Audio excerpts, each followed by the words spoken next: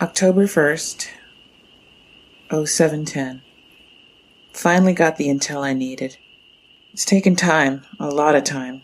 Time I didn't really have, but it paid off. Big time.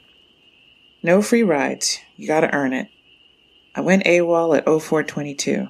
Hiked the fence, waited in the bushes for any signs. No one saw me. I turned tail and headed for the hills. Figured I had anywhere from 30 to 60 minutes of leeway. I didn't take my time. I kept a pace any drill instructor would have been proud of. I had one fall. Banged up my knee pretty bad, but didn't think, didn't react, just ran. When I reached my resting point, I'd take inventory. The darkness worked to my advantage, keeping me hidden, but it was also a hindrance. These eyes don't work well in the black. I got a flashlight, didn't want to risk it. There were a few dead ends, a few walls I couldn't get over. It happens. I'm not going to beat myself up about it. I made it to an abandoned cabin by 0700 and made myself at home.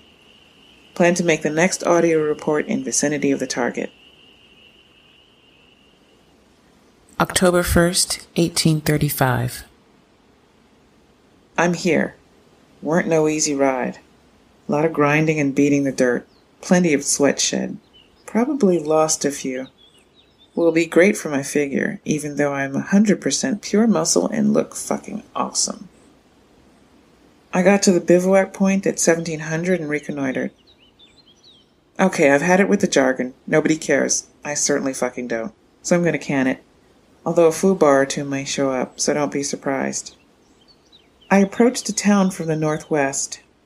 I had a feeling I was getting close when things started to change. I was already deep in the middle of nowhere, so no people, no vehicles, nothing to write home about. But the trees kept getting denser. It felt like they were starting to move, getting closer together, closing off my roots, doing some wicked end shit. I didn't like it one bit, so I clawed my way through, scratching myself up royally. Probably have poison ivy making itself known when I bed down tonight. Then the wildlife disappeared. The birds stopped chirping. The cricket stopped making that racket. Soon it was just the sound of me and my own.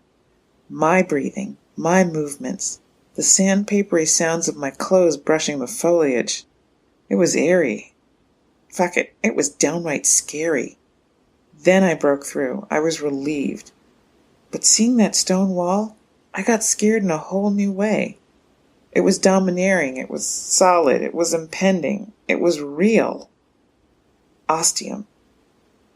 After all that watching and waiting, all that time, to finally be here, I was trying not to lose it. There was no point of visible ingress from where I was standing. I headed east, following the wall until I got to a corner. The wall continued south. I headed back the way I'd come. The wall took me west for a while, then another corner and more south wall. I followed it in that direction for over a mile. I found another corner and turned east. The light was starting to fade. I didn't have much time. I already knew I was going to be spending tonight outside, under the stars and with nature. I found the gate next. It was all rusty and old. There was a shiny padlock on it.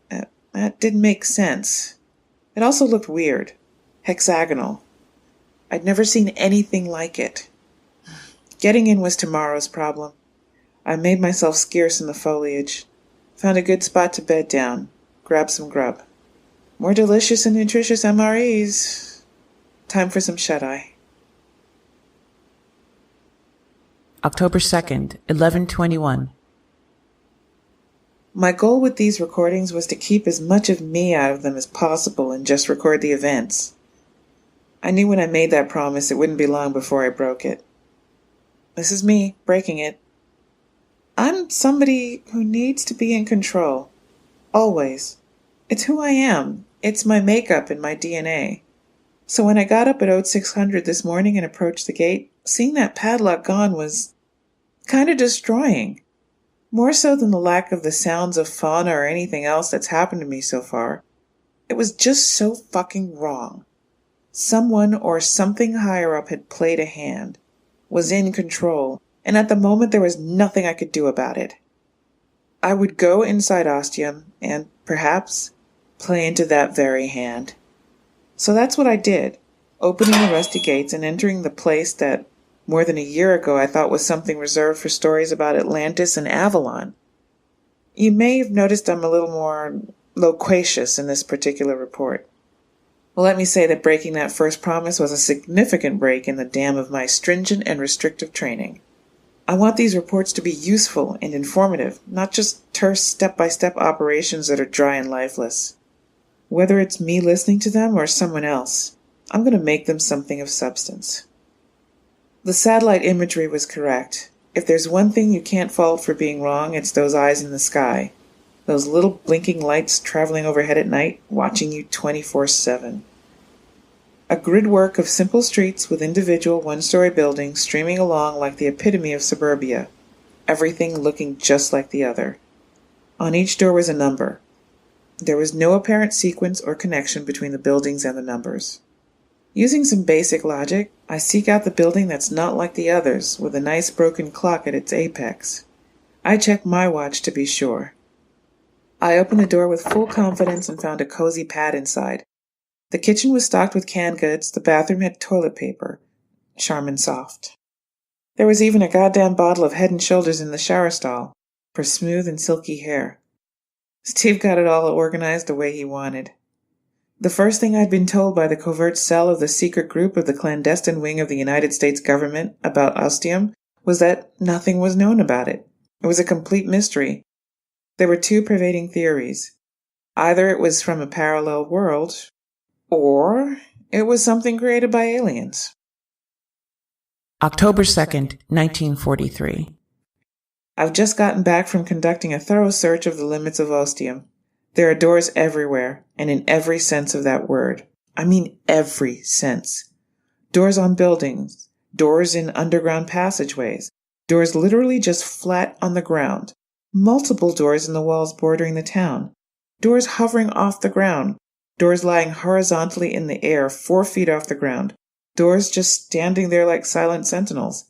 One door at the top of a ladder under the water tower.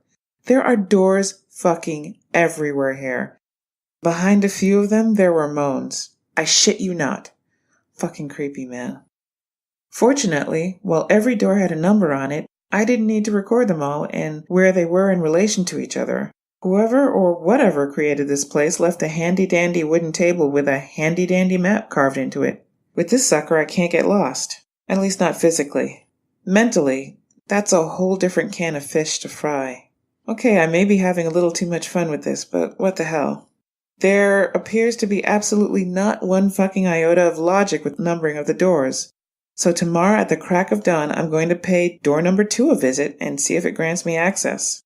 For now, I'm going to have me some delicious canned tomato soup and enjoy the confines of my new home. I sure hope there's hot water in the morning. October 3rd, 1544. So the parallel dimension mumbo-jumbo dealio wasn't too far off. But first off, there was plenty of glorious, scalding hot water. It was one of the best showers I've had in a long time. The shampoo was okay, and thank God it was the 2-in-1 kind with conditioner. Here's a fun personal fact. I can get through anything, so long as they're running hot water. The door opened, and I went through. Somehow, I was in Roanoke, Virginia in the 16th century. It was incredible. I took my time, looked through all the houses and cabins. There wasn't another soul there, just like the legend said. The details were almost unbelievable, breathtaking even. The smell of it all, the sights, the sounds, it all felt so real. Was it real? I don't know. Is it possible to have a door leading to a pocket in time? According to some of the rumors going around the base, sure. I got a kick out of it. I decided I didn't want to spend too long here, just in case I had issues getting back, but I wasn't going to leave without a keepsake. In one of the old wooden houses, I found a carved wooden figurine and headed back. Double time. The doorway was there, waiting for me, and I zipped through. On the other side, I headed home. Swaggered in like I'd been living there for years. Once I got settled and opened up a can of cocktail weenies and some minestrone, I took a look at my trinket. It was a woman, carved from some wood, a cross between a Venus of Willendorf and a heavy-set nun. The detail was simple, but powerful, and the statuette was worn smooth, not from carving, but from a palm, 4 fingers and a thumb, endlessly rubbing it. Was it a talisman for someone? A religious keepsake? Something greater? I took the rest of the day off, decided I'd earned myself some rack time. I was my own boss now anyway. Settled down that night after a nutritious meal of pot roast. The meat was bland, but the potatoes were pretty tasty. Whenever I get done here, I don't think I'm ever going to be able to look at canned goods again without puking my guts out. I kept the figurine beside me and went to sleep snug as a bug in a sleeping bag. October 4th, 03:32. I just had a really fucked up dream. It was one of those ones where you know you're in a dream, but there's nothing you can do about it and just have to ride it through. It was tripping balls. A Clockwork Orange meets Ziggy Stardust hanging out with Tommy. Maybe passing through that door scrambled my circuits in some way. Traveling through dimensions to another time can't be good for the noggin, right?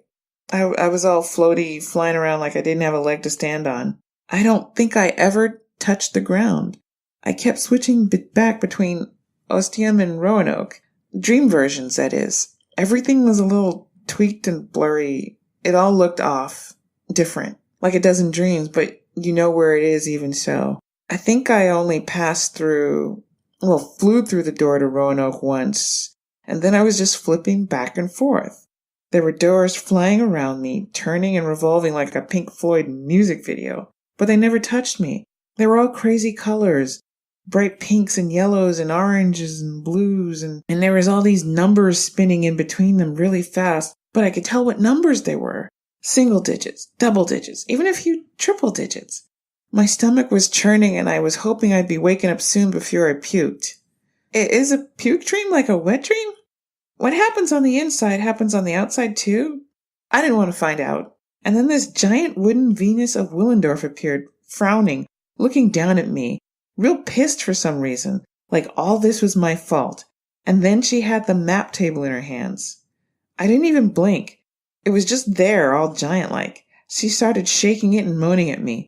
All the numbers on all the little houses spilled off like cookies being dumped out of a cookie jar. It made me feel terrible. Sad, like suicidal. I ran to them but was stuck in my tracks, dredging through molasses like I couldn't move. I felt tears hitting my cheeks as the numbers plummeted to the ground. They exploded into millions of pieces, and it felt like my parents had died and everything good in my life was gone. And that's when I woke up. I wasn't covered in puke, a good thing. I instantly remember my parents were both dead, but it's not so bad since they've been gone for a long time. Then I felt that same dread from the dream, like my heart was falling down a black hole. My arm shot out and snagged the little wooden figurine, and the feeling instantly melted away and I felt right better. I clutched to my chest between my breasts like a favorite childhood doll. It felt warm. I don't know if it was giving off the heat or if it was from my hands, but I didn't care. I just felt so happy to have it held against me. I remembered the dream. I saw all those numbers in my head. It made me think. I looked at the doll. I turned it over. On the base was the number 2. Couldn't be a coinkydink. October 4th, 11:14. So I've been up for a number of hours, had an MRE with some canned peaches. Not too bad, though canned food aside, the MREs are starting to taste like ass. Good job I don't have many left. I found a box of sealed Tetley tea bags, boiled some water in a pot, no kettle, ghetto style, and had a great cup of strong tea. I feel like I can tackle anything, even after last night's weird-ass dream.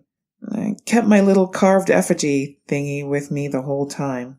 As I was eating, I kept looking at the number 2. It was downright significant. I knew it. Once I cleaned up, I went to the map table and put the little figurine on top of it. It matched the style. The table and the little woman looked like they belonged together.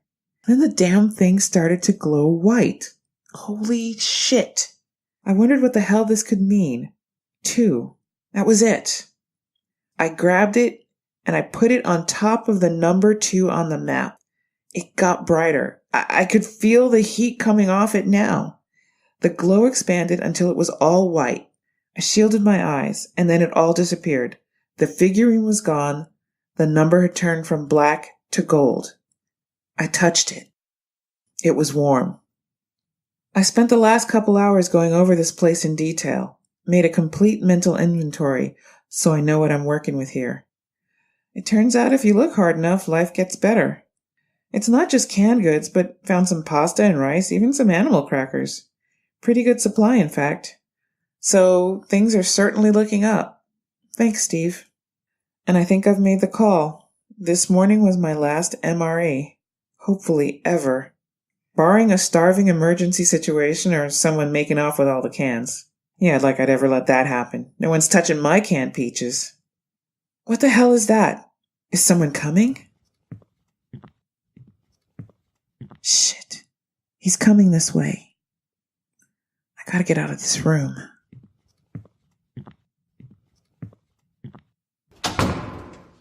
I'm hiding out in the bedroom. If he comes in here, I don't know what I'm gonna do.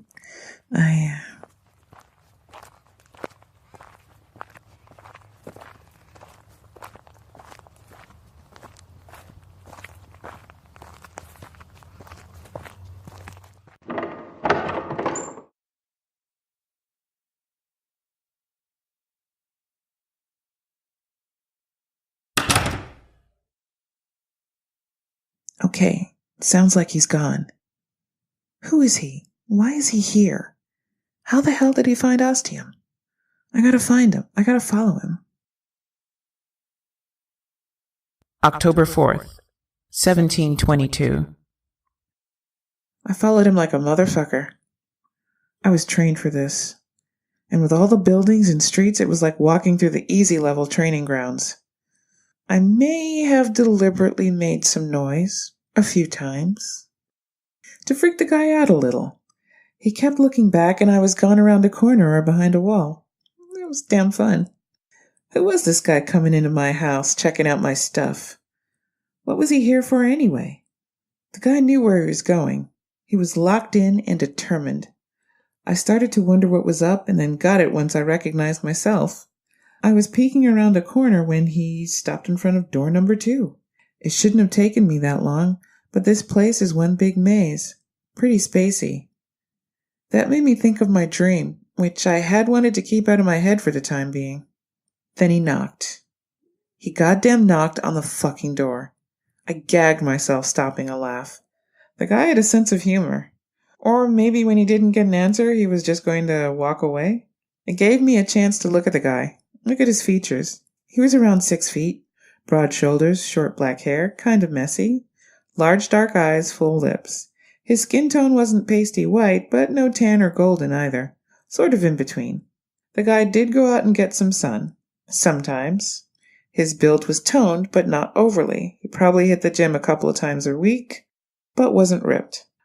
Overall, he wasn't a bad package. He was cute. Damn cute, actually. Then he opened the door to blackness on the other side. I'd had my first taste of this yesterday. It was still pretty shit-your-pants scary. The guy got this deer-in-the-headlights look and just stared at it. I could tell inside his head a war of choice and decision was raging. He actually started shaking. Poor guy. I figured he'd turn chicken and get the hell out of Dodge. But he surprised me. Fuck it, he said quietly to himself, and stepped through. I'm not gonna lie, I was pretty fucking impressed. The guy had balls. So now what? It was kind of cool seeing what it looked like. That rectangle of blackness just staying there, not giving anything out or taking anything in. It was kind of hypnotizing.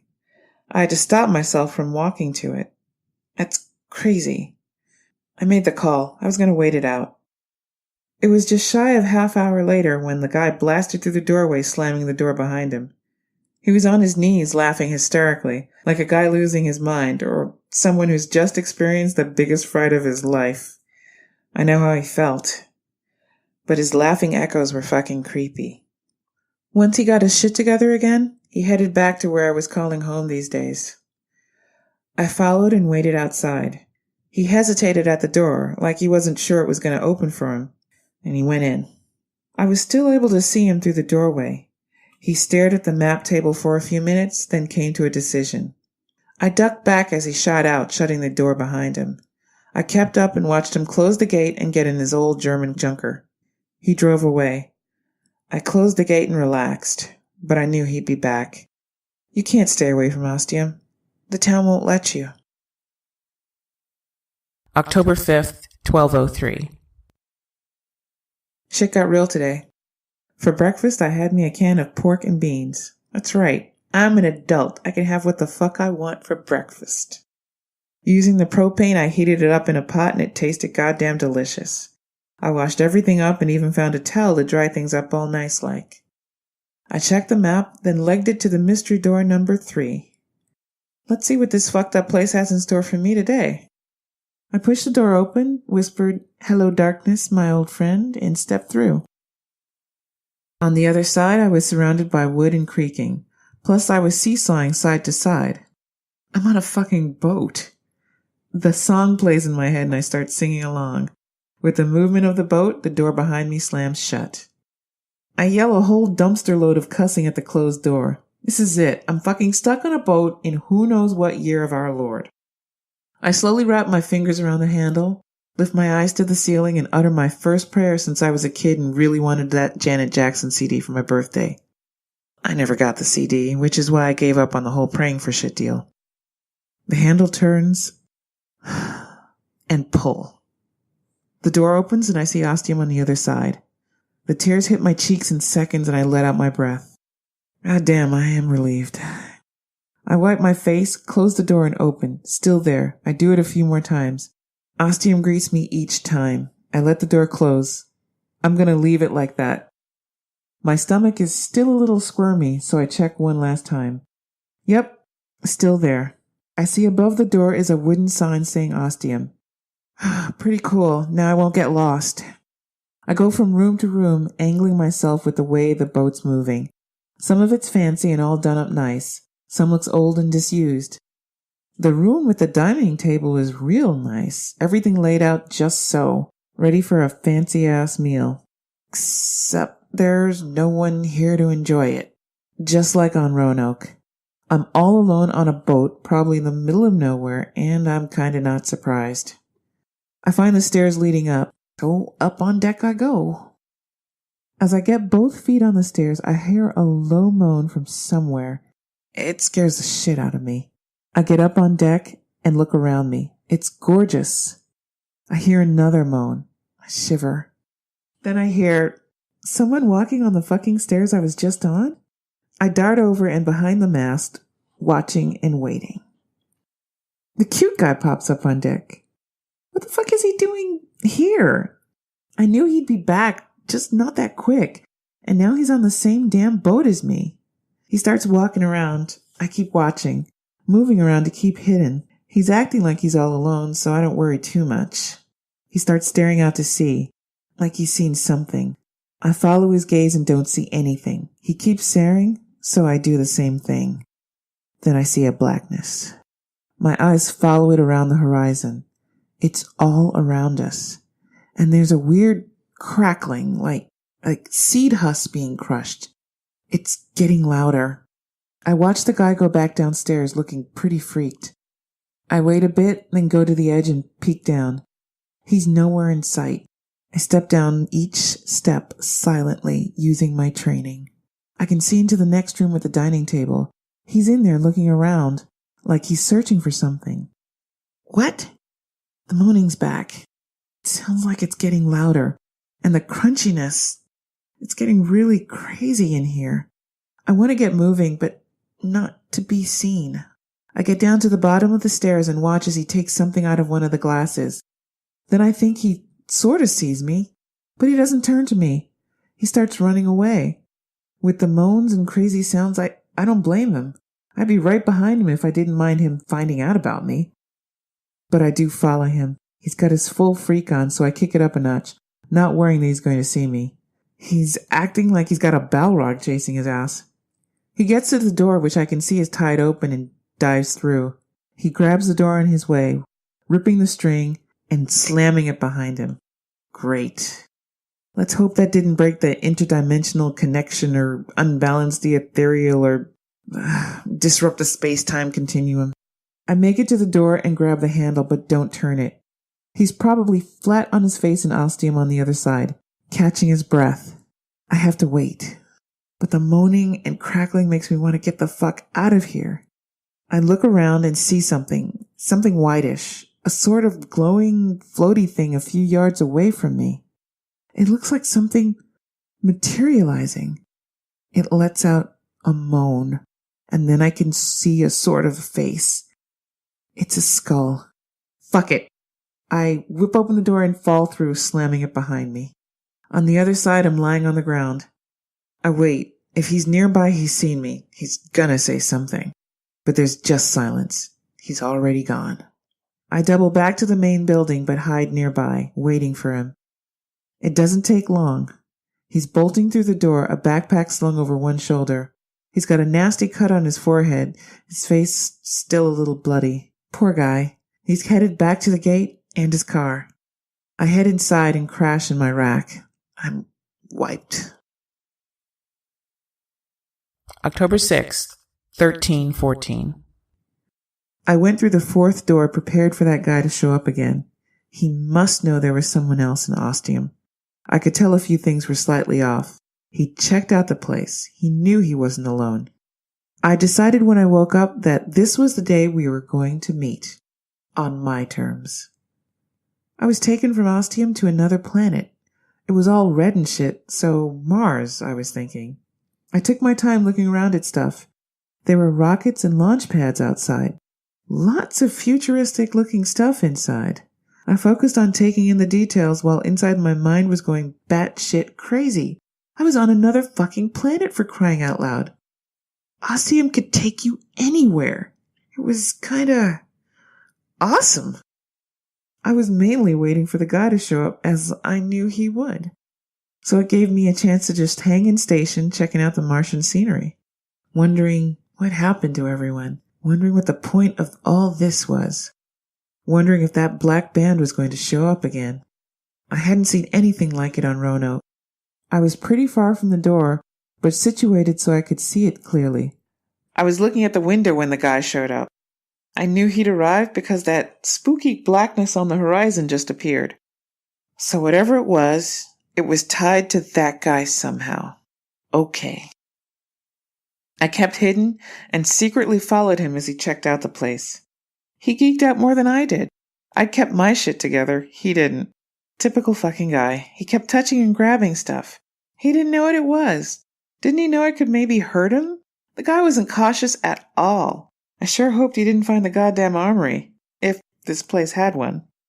I decided the time was at hand, that blackness was getting closer, which meant the clock was ticking, and we didn't have very long. I snuck on ahead, made some noise, showed myself a few times, letting him chase me, and then hung out at the door, waiting for him. Finally, he made his entrance. What the hell took him so long? He saw me right away. That look on his face was priceless. His mouth actually hung open. I took it as a compliment. If I was going to be stuck in Ostium with one other person, maybe it wasn't so bad it was this guy. I gave him a wink and stepped through and closed the door. I knew his oh shit-o-meter was going to be through the roof and just waited on the other side. That blackness had been coming fast. I started to wonder if it got him, consumed him, and that moment in time of nothingness was gone. Then the door opened and he flew through. He crashed to the ground head first. I grabbed the door to close it. I looked through at the blackness that was reaching for the open doorway, tendrils breaking off of it, wanting to get through, midnight fingers trying to get across. I saw that ghostly skull again, a white in the blackness. I slammed that door closed. The guy was out cold. No surprise there. As usual, it's up to the woman to do all the heavy lifting. I picked him up, grunted, threw him over my shoulder, and headed back to my pad. I dropped him on my bed, made him snug, found his blanket. Thought for half a second of taking his pants off, to make him comfortable, of course, but thought better of it. And when the young prince finally gets enough beauty sleep, we'll see what he has to say and what he thinks of yours truly.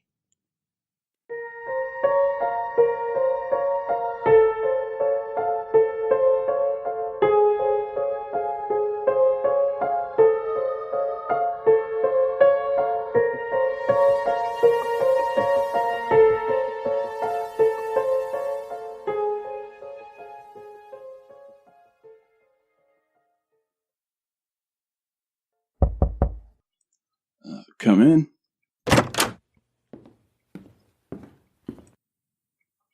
Oh, hey. Hi. Did you get enough sleep? Yeah, I think so. What time is it? It's Sunday, October 7th, 10:20 hours. 10:20? Oh, sorry. Slipped into my military speak there. It's 20 after 10. You've been asleep for over 21 hours.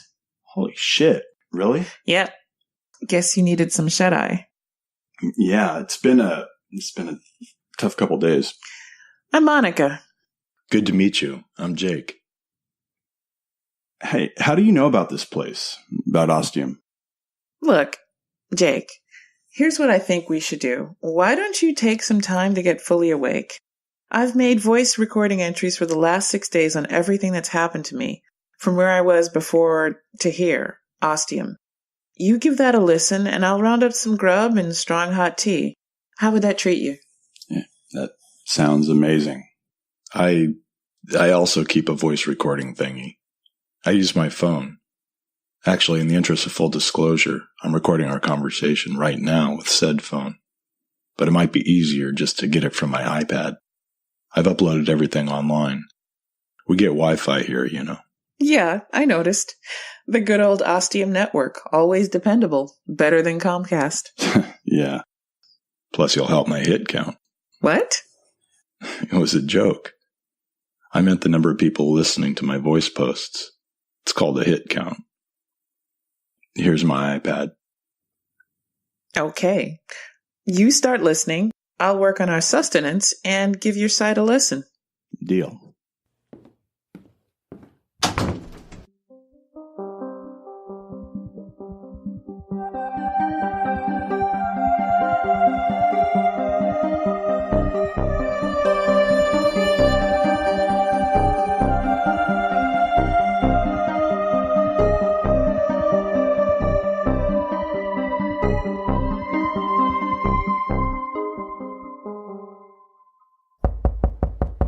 Tea and grub is up. I haven't heard my yakking in a while, so I figure you're done. Or maybe it put you to sleep. Let's eat in the main room. There's more floor space. Okay. You're gonna record us eating too? No. Oh, hey, no. Sorry. Wow, that was good. Meal fit for a king. Don't get used to it, Buster. I'm not the stay-at-home wife type. Yeah, I didn't mean, you see, it was really good. I feel a lot better now. And I'm not much of a tea drinker, but this brew is really hitting the spot. Hot and strong with a good dose of caffeine. I've been on intravenous coffee for the last few days in vast amounts. It's a welcome change. Good. So, that was pretty smart. How you discovered Ostium. Thanks. It was kind of an accident, but once I saw it, it was like it wouldn't let go, like someone had cast a fishing line and the hook had sunk in deep. Fortunately, it was a metaphorical hook. What? Sorry, it was just being a little weird there. I was just being me. Okay. So, anyway, you've seen a lot, experienced a lot, gone through a lot. Yeah, it's been overwhelming, to say the least. Still processing it all. I think if I were to go back home right now and just slot back into my normal life for a week, I still wouldn't be able to process anything. So you're thinking of leaving Ostium? What? No, absolutely not. Remember the fishing hook? I can't leave. I won't leave. I don't want to leave. There's so much here. I've seen so much, but it's only the tip of the iceberg. I know there's so much more. There sure is. So what did you think of my side of the story? So, you really think I'm cute? Really? Hey, why are you laughing? You're such a fucking typical guy. Homo erectus right there. Wait, what? You discover a secret, hidden, abandoned town that has doors that transport you to different points in time.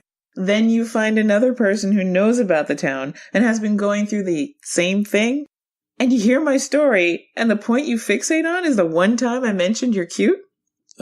Well, yeah, well, I've been very much on my own the last few days, and you suddenly show up, and you're beautiful, and you did say that I was damn cute, and I'm not really helping myself here, am I? Oh, no. You go on. Dig yourself deeper. Confirm what every girl thinks every guy commenter online is really thinking. Yep. Well, I'm sorry. I've been alone inside my head for too long. How about we start this over?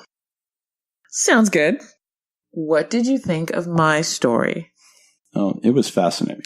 Much better. You're really military? Ex-military now. Oh, yeah? With the whole AWOL thing? Yeah. Thanks for rubbing it in. Oh, well, I'm sorry. I didn't mean to... I'm just fucking with you, Jake.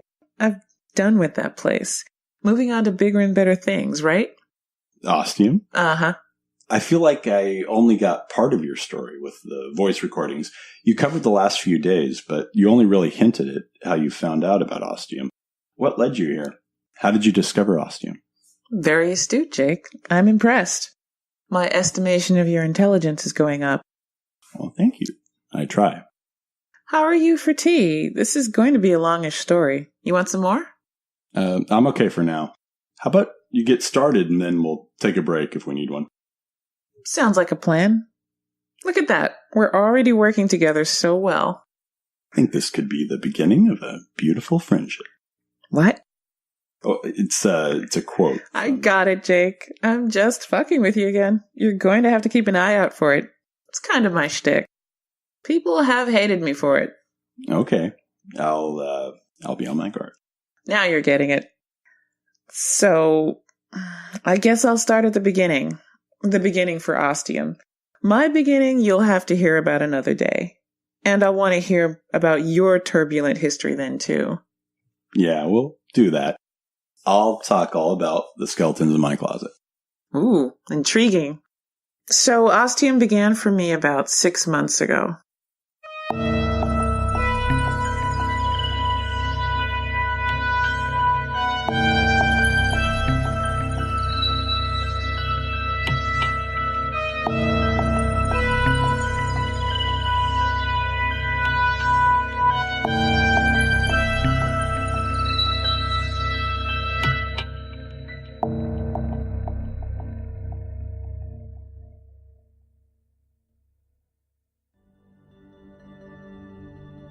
Ostium first got picked up on a satellite image. According to the records, this very spot had been photographed a couple of times since the satellites up there started looking at us down here.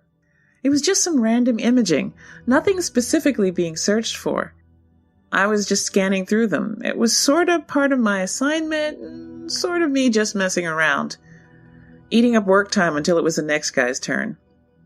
Where was this? On a base? Or secret compound? I'm sorry, Jake, that's classified. But you said you were done. Wait, is this you fucking with me again? You're catching on real fast, Jake. I like that. It's a base. Kinda secret. Not a lot of people know it's there.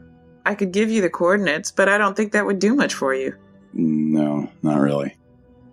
Okay, let's just say it's kinda in the middle of Mendocino County. Kinda far from here, but not too much. A decent distance so that, say, someone leaving that base could make it here in time before they totally lost their fucking mind. Gotcha. So up to this point, the imaging was just showing lots of forest. Trees as far as the eye could see. Inland Southern California is all deserts and flatlands. Inland Northern California is all trees and hills. And then I saw Ostium, just like you did. It was during an overnight shift, like 1 or 2 in the a.m., I stopped on an image and saw this entire town, and I was like, what the fuck? I tagged it and put it aside and moved on, looking at other images. But there was only the one that had Ostium on it. It was an aerial view overlooking the entire town. I could tell right away it was different. And that wall. Yeah? That goes all around in one big circle. Like a medieval fortified village. Yes, sirree, Bob. The name's Jake. Uh-huh. So, what was so different about it? It looked so planned, like someone had picked this spot for a town, drew up the design, along with the high wall, and then built the fucking thing. The streets, the buildings, the space in the northern half of the town, it all looks set up. Unnatural. No sense of the fluid growth of a town. Like it was strategically orchestrated for a specific purpose. Yep. The question is, had this place always been Deadsville, or is that a more recent event? Huh? Population, 0. Oh, right. It has the feel of one of those factory towns or commuter towns, there for one job, an exact population to serve whatever industry is nearby. But there's nothing near here. It's the middle of nowhere. Exactly. Which is why I think we're the first 2 residents of Ostium. But then who stocked the kitchen? All these canned goods? Oh, that. I can explain that. Let me get back to my story, but first I need a refill on my tea. I gave my superior a full report on what I'd discovered. I put the request in for a series of images over a number of days. That way we could tell if there was any activity going on down there, or here, rather. As I'm sure you know, there wasn't a sign of anything. My boss had a lot on his plate, like he always does, and decided some initial aerial reconnaissance and then one person dispatched to check it out. I bet you really wanted to be that person. You betcha. But my boss is a boss, which means he's an asshole. Especially when it comes to women in the military. Add to that his dislike for anyone whose skin color is different from his. You kind of get the picture. He ordered me to keep my eyes glued to the screen and keep my delectable hiney in the chair. So I got to watch everything happening. Aerial reconnaissance picked up some fancier photos, more details, high res, lots of glossy color. But that was about it. Nothing really useful. I sure did enjoy poring over them, though. Got a pretty damn good mental map of the town now. My memory's sharp. Not as good as your photographic one. So I got to watch the whole game from the sidelines. The lucky man got dropped within 5 miles of Ostium. He was picked up 3 days later from the same LZ. He gave his report to my boss, and I got no trickle-down info. Fortunately, we're good friends. He's cute too, you know, and gave me the lowdown. For those 3 days, he never set foot in Ostium. It was all about checking the scene from the outside, observing, noting any activity. Of which there was none. Bingo.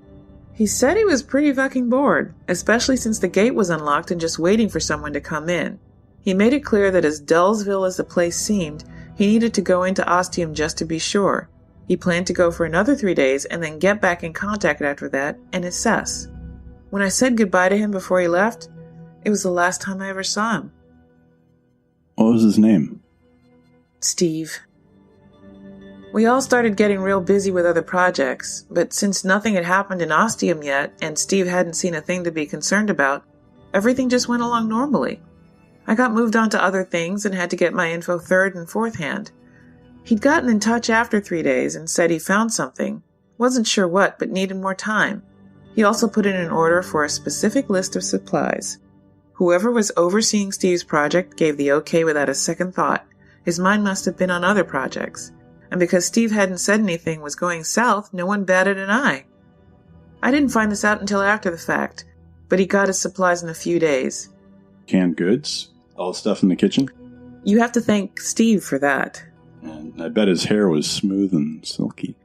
I don't know about that, but I know he cared about his dandruff, which is why it had to be Head and Shoulders. Oh, it all makes sense now. No, it doesn't. What do you mean? Let me finish the story.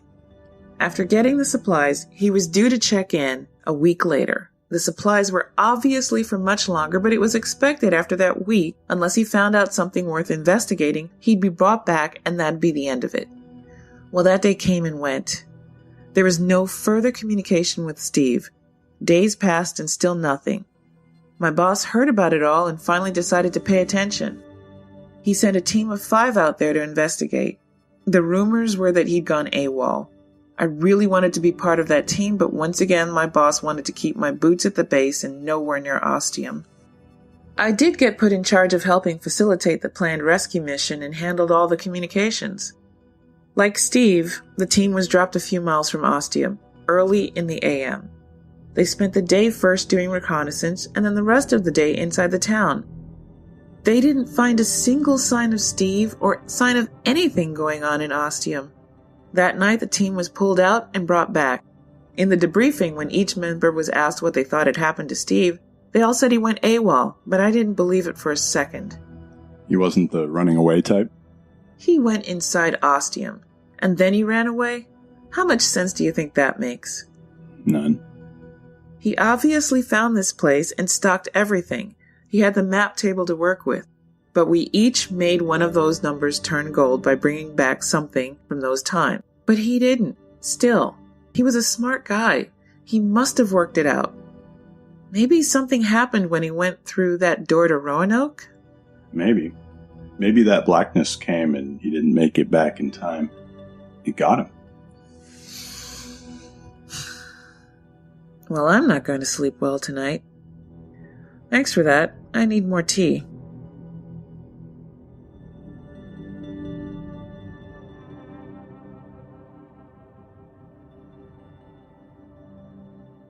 So they dropped it. Kind of forgot about him. Really pissed me off. They notified a bunch of people to be on the lookout for him. But as far as they were concerned, he was out of sight, out of mind. Moving on now. You cared a lot about him, didn't you? I did. I didn't realize how much until he was gone. But we hung out a lot and got along really well. If we hadn't met on base but somewhere else, we might have had something. I was now somewhere I didn't want to be, and I had somewhere I needed to be. I made my plan, looked for the right moment, got a few supplies, snuck off base, and made my way here. And you found it pretty easily? Negative. It did take me a while. My recordings offer a shortened version, but I'd been studying the location since they put me on the project, and finding shit in the middle of nowhere is part of my training. Do you think he's here? Somewhere in Ostium? I don't know. Where else can he be? Your boss is probably looking for you, too. By my estimate, they could be coming through the gate at any moment. I've been comforting myself that they're thinking I'm following in Steve's footsteps. Which I am, but if I'm AWOL too, I could be anywhere. So it's going to require searching a lot of areas. Ostium is definitely going to be one of them. Okay, that means we need to be prepared. And other than keeping our eyes peeled, keeping a constant watch, what are you thinking? Wait a second. If I was sleeping on your bed for all those hours, where were you sleeping? I have this uncanny superhero ability to be able to sleep on anything. Even if it's the hard, cold floor, it doesn't bother me. You slept on the floor? All night? Nah, I caught a few hours of shut-eye, but I was walking around, reconning, bivouacking, circumventing, military shit like that. I've been waiting for the sound of marching boots coming through the gates since yesterday. I'm a little on edge, hence all that damn tea. Cheers. I need to stretch my legs and think.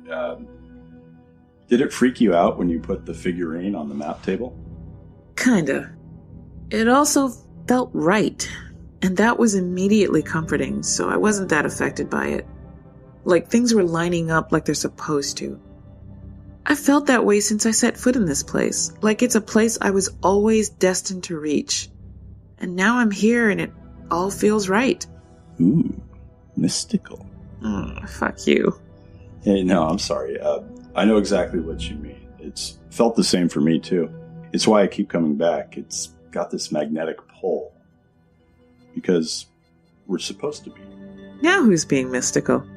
We're even talking all new agey. Number 1. Door number 1. What about it? It's black on the map. Yes, all the numbers on the map are black. Well, except for 2 and 3, because of what we did. Spit it out, Brainiac. Well, we each brought something back from Roanoke and the Mary Celeste. So we still need to do something for number 1 to turn it gold like the other 2. Oh, shit. So what the hell do we do? Fuck if I know. We could try coins. Each put a coin on the number? Yeah, I don't think so. It's not right. Why? Because that's something from the outside. This needs to be from us in here, from Ostium. How do we do that? Well, why don't we just touch it together at the same time? Sounds good to me. I don't think it... Wait. Holy shit. Feel it. I can see it. Oh my god. The number's gold now. I think we can take our fingers off of it. Yeah. Okay. Did you see something in your head? Yes. It was ostium. Yes. I saw it all. There was so much detail, like watching an HD movie, Ultra HD. And I could zoom in and see the doors and the numbers. Like an awesome computer. Did you zoom into the gates? No, I didn't. Do it. What? Do it now. You still have the ability. I do? I do. What is that? That, my friend, is the cavalry. They've arrived, and they're coming in.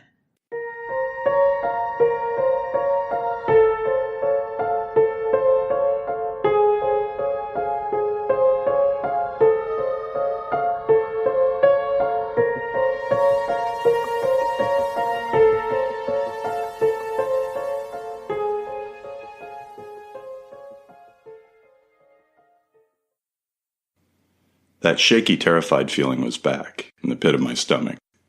I hadn't missed it, but just seeing those strangers come into Ostium. In my place. No, into our place. We just stood there, staring at the wall, but our minds were linked to Ostium. It was kind of like a digitized security map meets Pac-Man. The whole town was laid out inside my head, and at one end, where there was a broken line, was an amorphous red blob. I was able to zoom in on the gate. Monica, I think I can lock the gate somehow. With my mind. No. Don't do it. We want them to come in. What the hell? Really? That doesn't make any sense. Just trust me on this. These are my people. I know how they act. I know what they're going to do. I stared at her, dumbfounded. I might have even been shaking my head. Then I focused back on the action. The gate was now open. No surprise there. That strange padlock was long gone to wherever. I made a mental note to ask Monica if she knew anything about it. The soldiers, I presume they were soldiers and everything Monica had been telling me so far was right and true, were streaming in now. The amorphous blob had separated into 12 smaller, more distinct blobs. Good. It's just one squad. Why is that good? Because for all I know, they could have sent a whole fucking battalion to come charging down our door. Good point. So, what do we do? Wait, and do nothing. It'll work out fine. Trust me. We continued watching the squad hold a tight formation and begin their search. You could tell when they tried opening doors. They would stop, then start moving again. Stop at the next door, try it, then move on down.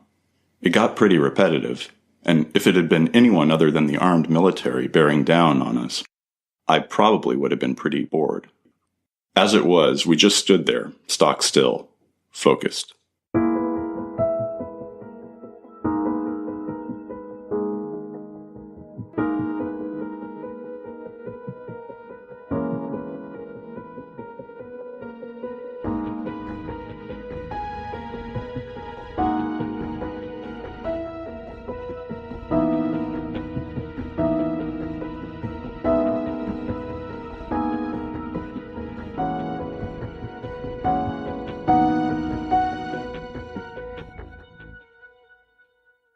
It took them a while, but they eventually made it to the clock tower. It was separate from the rows of buildings and looked significantly different, so they were inevitably going to notice it. Plus, they had intel on this place, as lacking as it might be. When they started coming in range, I peeked through the window. I was being careful not to be seen. Monica noticed me, but said nothing. So either I was doing it right, or there was something else going on that I didn't know about. They were coming now. Their guns were raised, pointed right at this building. I think they were M16s. A few years ago, a friend of mine, Brandon, the guy who I used to go to Giants games with. Man, the idea of going to a sports game right now seems as foreign as facing a squad of soldiers with machine guns pointed right at your head. Anyway, As a birthday present, Brandon took me to a shooting range. I'd never fired an actual gun before. I got to try out the Sig Sauer. Damned if I remember what specific model it was. It was a gun, and it was deadly.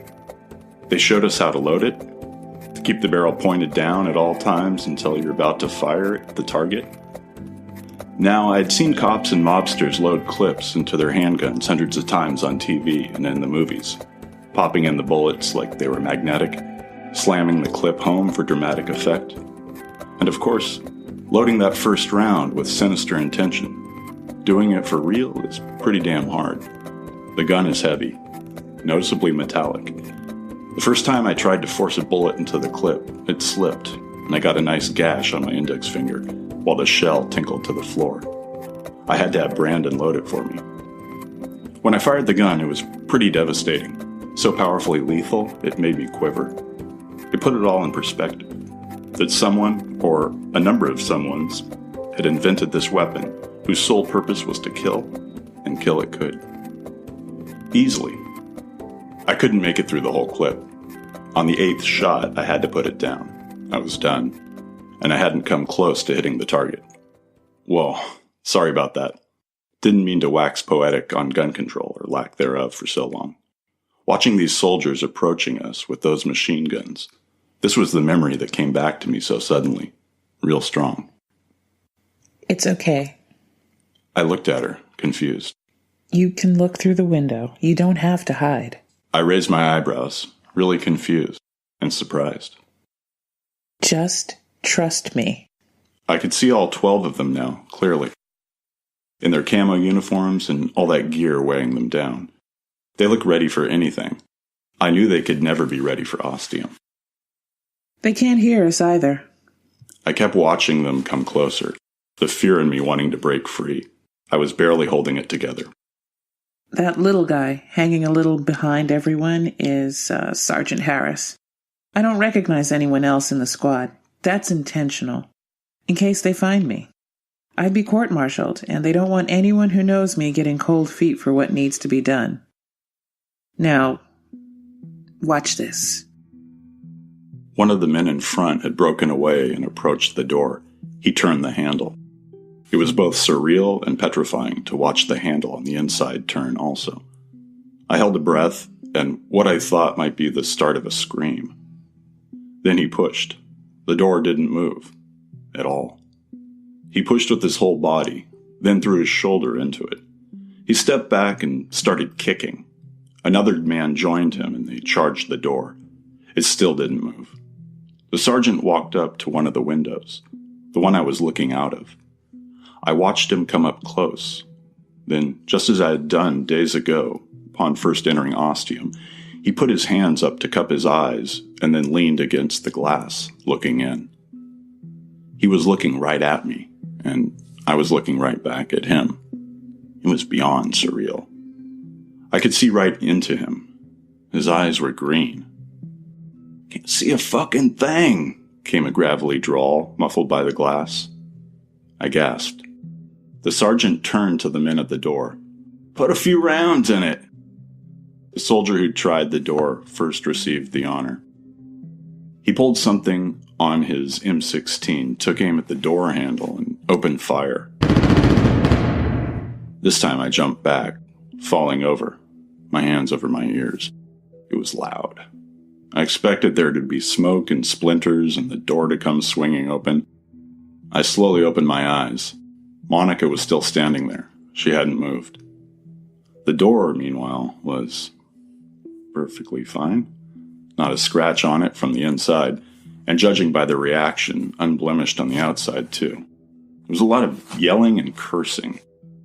The soldier took aim again, looking to perhaps empty his entire clip into the door. "That's enough, Private," said the sergeant. "We're done here." There was no hesitation in any of the other 11 men. They'd been given an order. They were going to follow it without question. They all turned and started walking back. I watched them until they were gone from view, then switched to the mental Ostium map. Once they were past the gate, the red amorphous blob was back once again and quickly began to grow fainter until it was gone entirely. That's when Monica finally relaxed. I found myself on the floor once again, not really sure how I got there, but happy to have the support of solid wooden boards. "How did you know?" I asked Monica over some strong tea and hot grub a short while later. The windows. She offered nothing else, drinking her tea. Typical. Then it fell into place, like a window sliding closed. Sorry, that simile was terrible, especially given the circumstances. The windows were black, just like all the other buildings. Yep. They couldn't see in. Couldn't see anything. Of course. I never thought of that. When I first came to the clock tower, I was all focused on wishing the door would open for me and didn't even glance at the windows. You checked them out, right? No, I didn't. What? I was going on a really strong hunch. All the other buildings had the same windows. This one had 2. Like you, I forgot to check. Huh. Well, you told me to trust you. I did. And we're alive and well now. And drinking tea. Is that it? Will they leave us alone? She was quiet for a while, thinking, deciding. I don't really know. I want to say yes, but it's not certain. They could come back, but it's unlikely. Well, with our handy-dandy Ostium alert system, we'll know when we're having visitors again.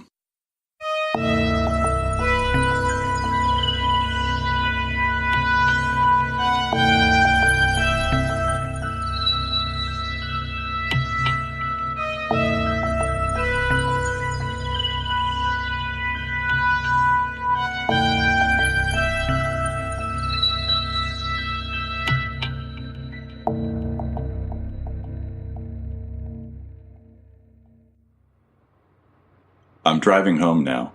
I'm pretty sure it's for the last time. No, I know it's for the last time. I think it's a necessary separation. The Ostium train has gotten rolling. It's left the station and it's gotten up to a good cruising speed. Unless there's a wreck on the rails, it's not stopping anytime soon. I think my apartment and my connections with the real world are part of the potential wreck. I need to make sure the rails stay clear as far as the eye can see. Wow, I'm already into the deep allegorical shit, and I haven't even put on Pink Floyd yet. That's when I find the album I want on my phone and press play. Division Bell. Like the previous album, A Momentary Lapse of Reason, it opens with an instrumental track. I haven't heard it in a while. The beginning sound slowly builds.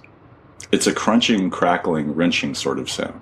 As it builds, the image of popping popcorn pops into my head. I then realize it's the sound. I pull over to the side of the road. I'm not too far from Ostium, and the road is still plenty quiet. I sit there listening. It's the sound of the blackness coming towards me, increasing in volume. I heard and saw it on the Mary Celeste and on Mars, and now it scares the shit out of me. The music is finally starting, but I can still hear that horrible haunting sound in the background. I skip to the next track. It begins with drums and some light guitar, then David Gilmour explodes with his unique sound. That gets me back on track. I start the car and get back on the road. My brain is doing that thing it does when I'm driving, working on automatic, sifting through the events of the day, percolating like Mr. Coffee. The first thing it keeps repeating at me, which I'm not gonna deny, is that Monica is a stunning woman. She's beautiful. I know it's been a few days since I've been around people, and it's been, 11 months and 12 days since the fraught end of my last relationship. Not that I'm counting or anything, but still. Of all the people to have shown up in Ostium, Monica sure is something. So let's take a look at this. Jackpot winning luck aside, how did Monica end up finding Ostium and then running into me? Her series of audio recordings explain the steps she took, though I have a feeling there's more to be told on her part. A lot more. Like any good complex character, looks aside, I need the backstory, the history. I was actually going to kind of confront her about it today, and then the goddamn military showed up and threw everything out of whack. But I'm heading home now, and like I said, it's for the last time. I'm severing that tie with this world and becoming a permanent resident of Ostium. When I told Monica that this was what I wanted to do, what I needed to do, she wasn't just understanding, but encouraging. The one bed might have something to do with that. As much as I'd like to share it with her. Okay, sorry, I'm gonna stop being a crass asshole. I'm gonna dig out my sleeping bag, buy myself an inflatable mattress, and that'll solve the sleeping arrangements at the Clock Tower Ritz. I'll also need blankets and a pillow or two for comfort. So, getting back to Monica. I'm not really well versed in military etiquette other than the conglomeration of inaccurate stuff from movies, so I don't really know if her story checks out 100%. I don't know how hard they come after you if you go AWOL. It seems like one of the worst things you could do. Desertion. Other than, like, treason. So you'd think it'd be a lot bigger deal, but she didn't make it sound like it was. Our country isn't at war right now with any big mean nation, so maybe that has something to do with it. The story rings true, and if you take a look from a distance at my discovery of Ostium, it certainly sounds somewhat fantastic, bordering on wizards and dragons craziness, but I know it to be completely true. So why couldn't Monica's be? And we found each other in a strange and somewhat scary place, so it's natural we would want to work together to get through it, and try to understand what Ostium is trying to tell us, to join forces, an alliance of comprehension. But what about the lock? That weird-looking padlock that was on the gates the first time I came to Ostium, and then was mysteriously gone the next day. I needed to ask Monica about that, see if she had a specific answer for it, or find out if it was just one of the weirdnesses of Ostium, or discover if Monica hesitated before giving me an answer, like she was making something up, or just feeding me something, indicating she was holding back, keeping secrets from me. Ostium was still doing its best at keeping most of the secrets from us, or at least from me.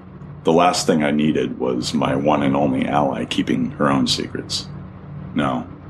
When I got back, we were going to have a heart-to-heart of sorts, a State of the Union.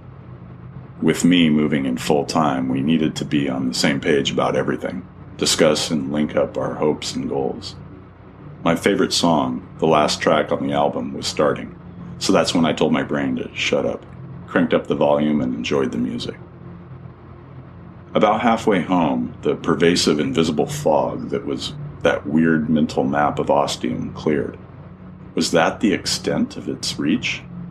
Was it something specific to me as an honorary member of the Ostium Club, currently at a grand 2 members? But that was when my mind cleared, or perhaps reconnected with the world, and I remembered my previous trip heading out to Ostium and how I had been wrestling with the fact that Ostium had stolen time from me in a way.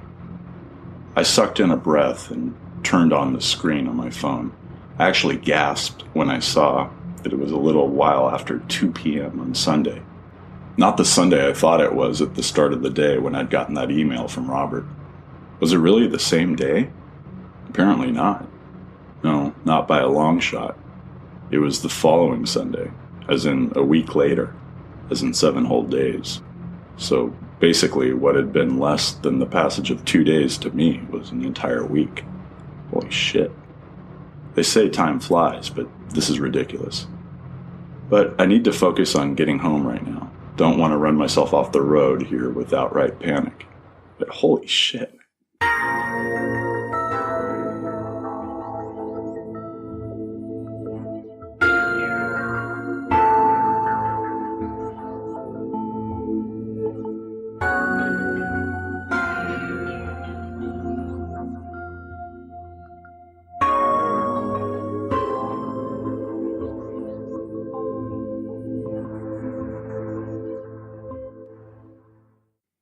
I arrive at home a week later than I expected.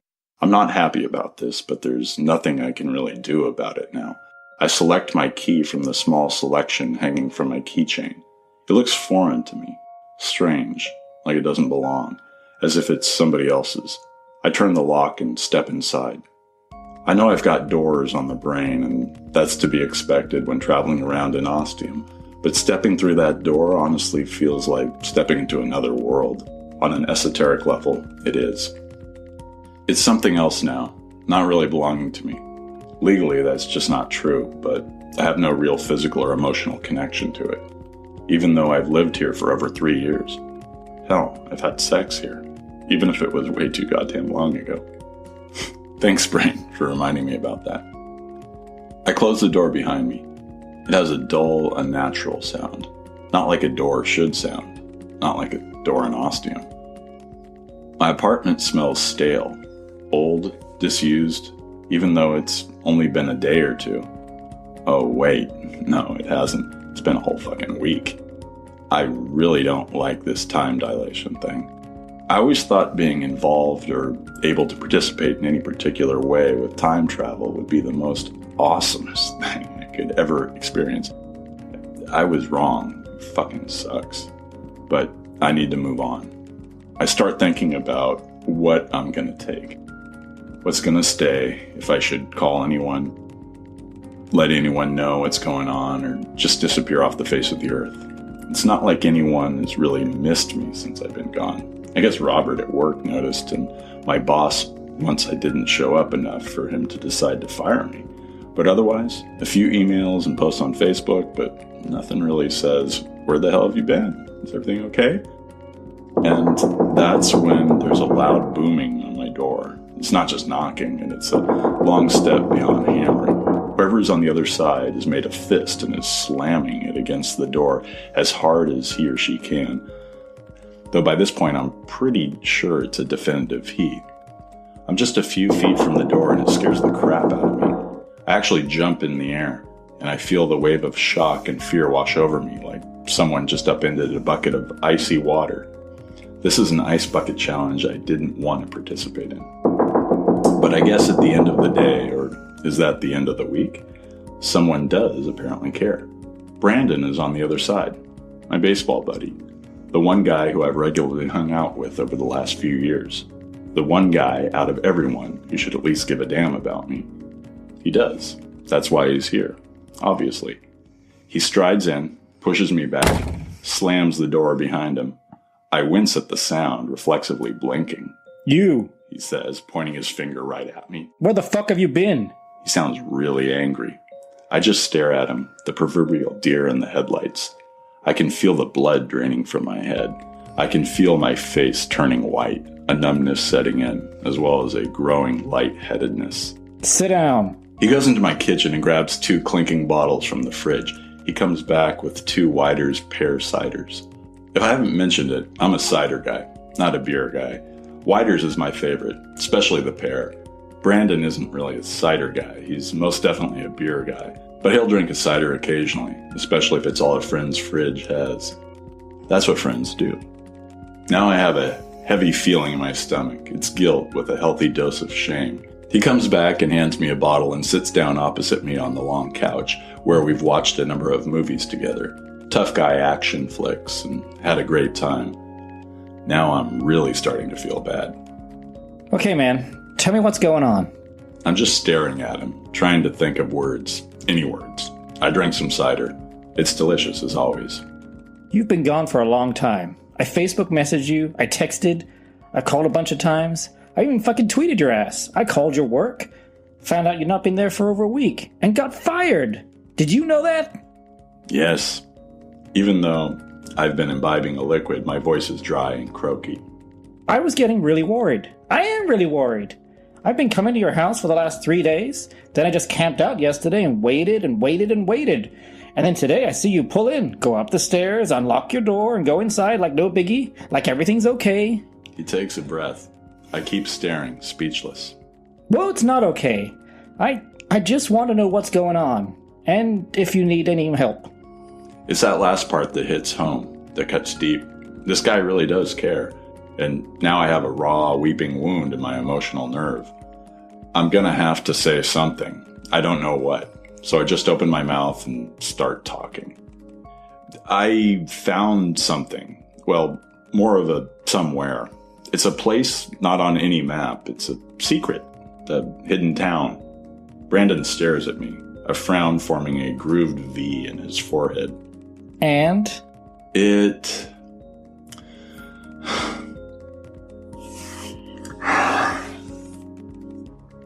a place that didn't want to be discovered, only I found it, and inside are all these buildings and doors with numbers on them.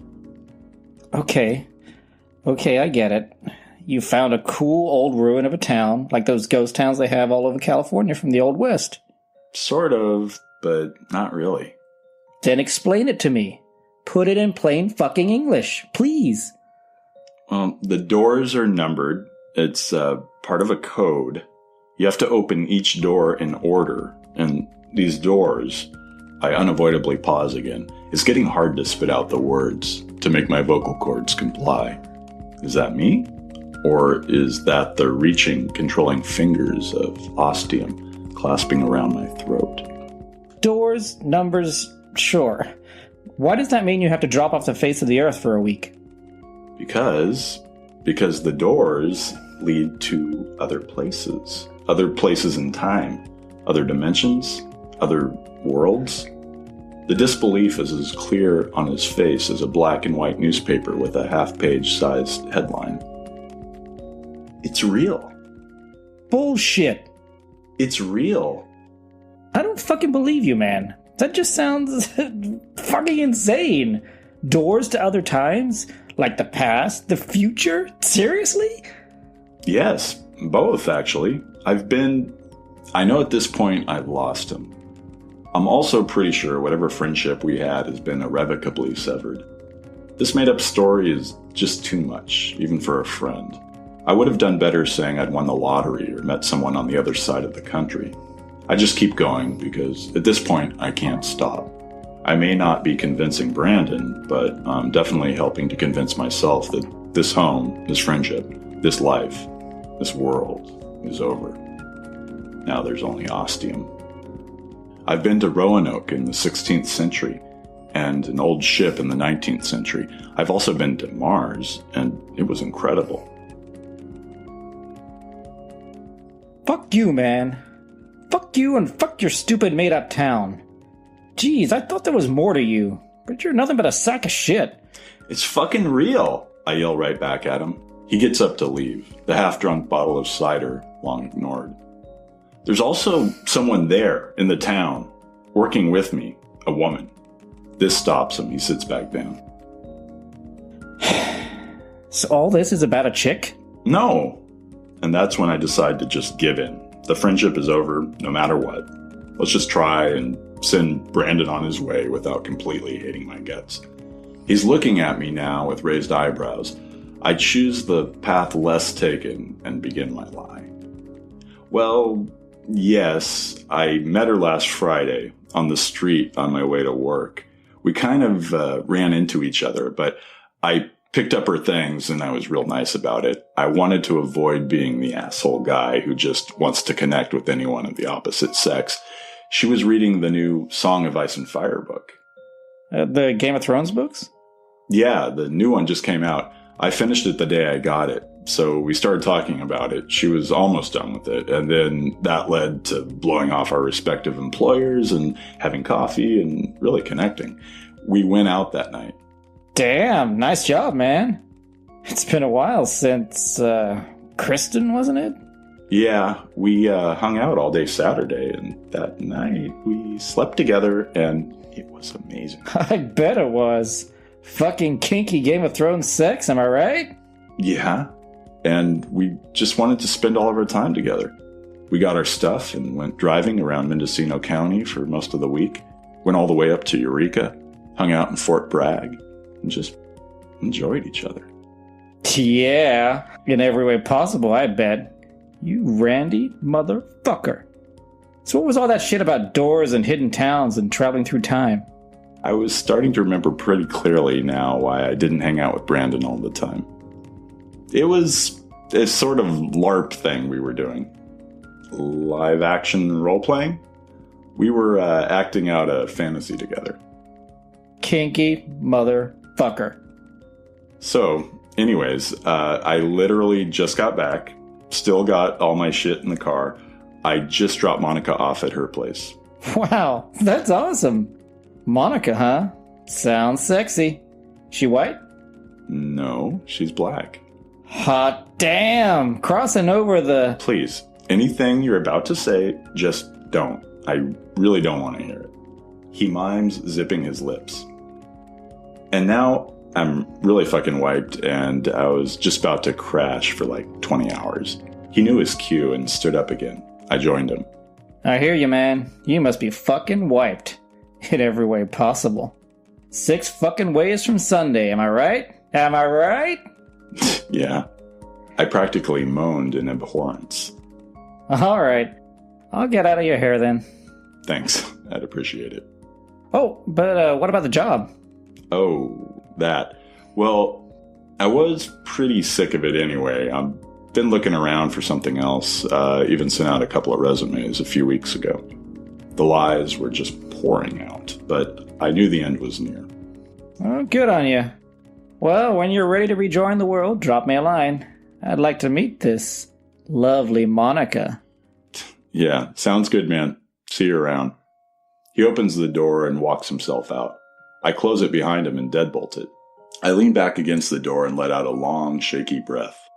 I drag out my suitcases and duffel bags and fill them with everything I think I'll ever need, and anything I deem important. I don't worry about taking too much. There's plenty of room in Ostium for all my stuff. I'm leaving a lot of books behind, and that's tough. I do grab my rare first edition hardcover of Game of Thrones. Yes, the first of the series, and it's in mint condition. I also grab my leather-bound Lord of the Rings and Neil Gaiman's Neverwhere. I also grab my Kindle and Kobo e-reader. On each of those devices are about 10,000 books. Have I mentioned I'm kind of insane about books and collecting them? Ebooks make it a lot more reasonable of an addiction, and feasible too. My laptop goes in the bag, along with a couple of chargers. When I decide I'm ready, I check outside to make sure Brandon's still not spying on me. He's long gone. I fill up my car with everything and get on the road. I hit an ATM and take out as much cash as I can. I'll have to work out how to get the rest of my money from my account later. Today's Sunday, and of course, no banks are open. And I'm sure once my rent becomes long overdue, my landlord's going to be looking for me. I get on the road with plenty of drinks and snacks. The sun is making its swift way down to the Pacific, and light is starting to fade. By the time I make it to Ostium, it'll be pitch black. Should be fun. And as I'm heading up the familiar highway, I have this warm, swelling feeling inside of me. It's not food or drink related. I wonder what it is for a few seconds and realize it's elation. I'm really damn excited to be heading back to Ostium, my new home.